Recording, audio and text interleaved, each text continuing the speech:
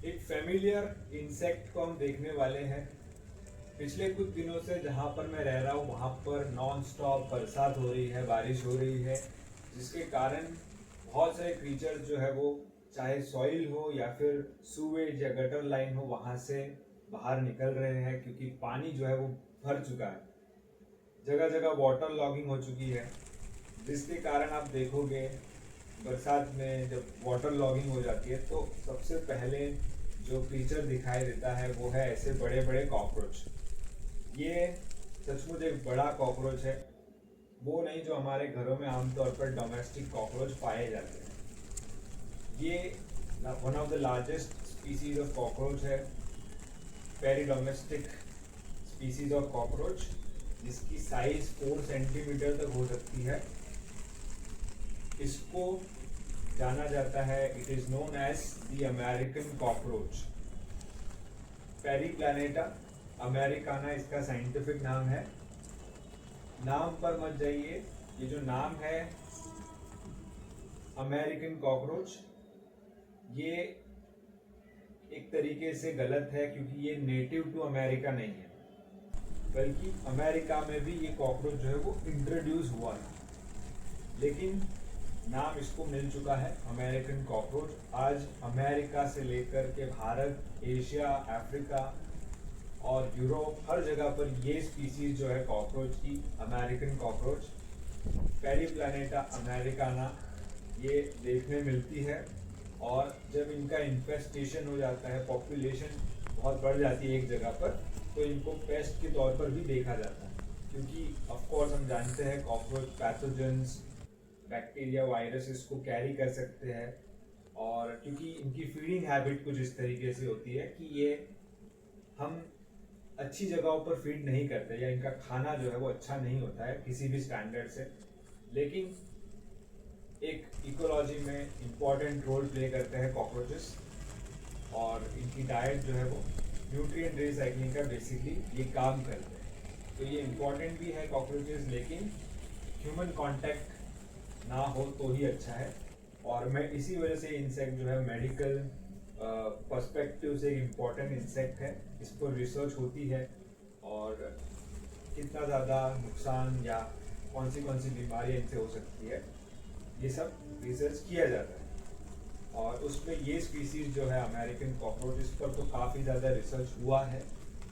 और कुछ अब यहाँ पर जो हम स्पेसिमेन देख रहे हैं, इसको आप ध्यान से देखिए, इस पर आपको पंख नज़र नहीं आएंगे, तो इसका मतलब ये है कि ये उड़ नहीं सकता है। एडल्ट स्टेज में ही कॉकरोचेस में आपको पंख देखने मिलते हैं। यहाँ पर पंख नहीं है, इसका मतलब ये एक निम्फ है, अभी भी ये एडल्ट पूरी तरीके से नहीं बना है। ये मोस्ट लाइकली थर्ड या फोर्थ इंस्टार स्टेज है अमेरिकन कॉकरोच का। इस स्पीसीज में आपको कॉकरोच की लाइफ साइकिल समझनी होगी, तब आप समझ पाओगे कि मैं क्या बोल रहा हूँ। सबसे पहले जो है कॉकरोच फीमेल ओविल पोजिशन की मदद से एग डिपॉजिट करती है।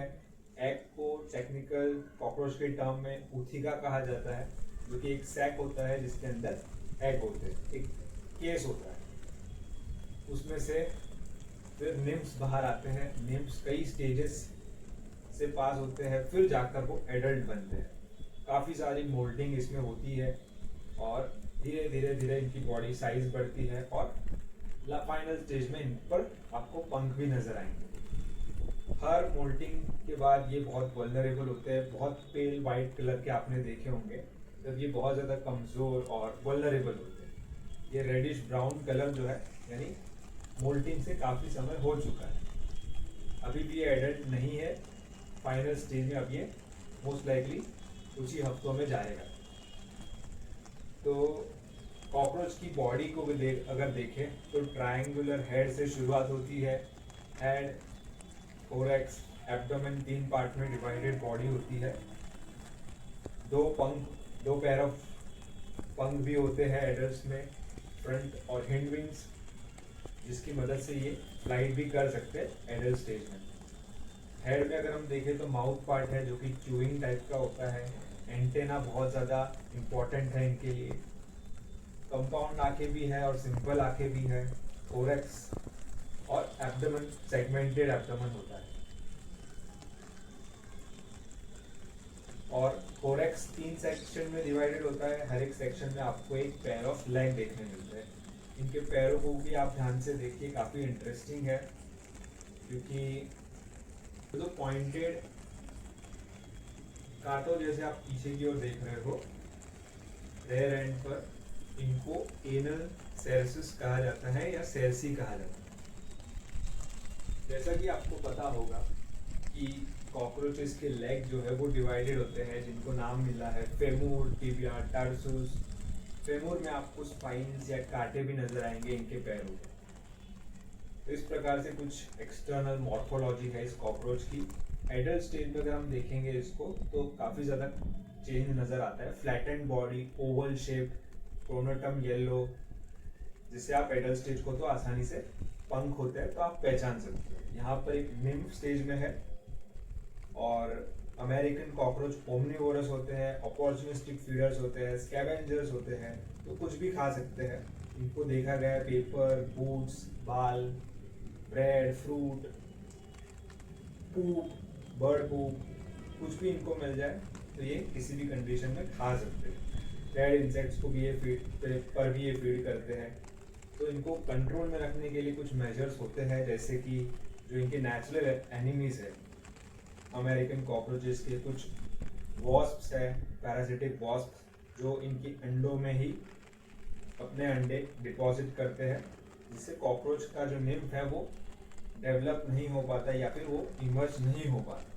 तो एक स्टेज में ही पैरासिटिक वॉस्प जो है इनकी पॉपुलेशन को कंट्रोल में रख सकते हैं। आपने भी अगर बरसात के बाद इन कॉकरोचेस को देखा है, और खासतौर पर आपने देखा होगा गटर जब ओपन करते हैं, जो ढक्कन होता है गटर का, तो उसके आसपास आपको ये बहुत देखने मिल जाएंगे। घरों में रेयरली ही ये देखने मिलते हैं भारत में।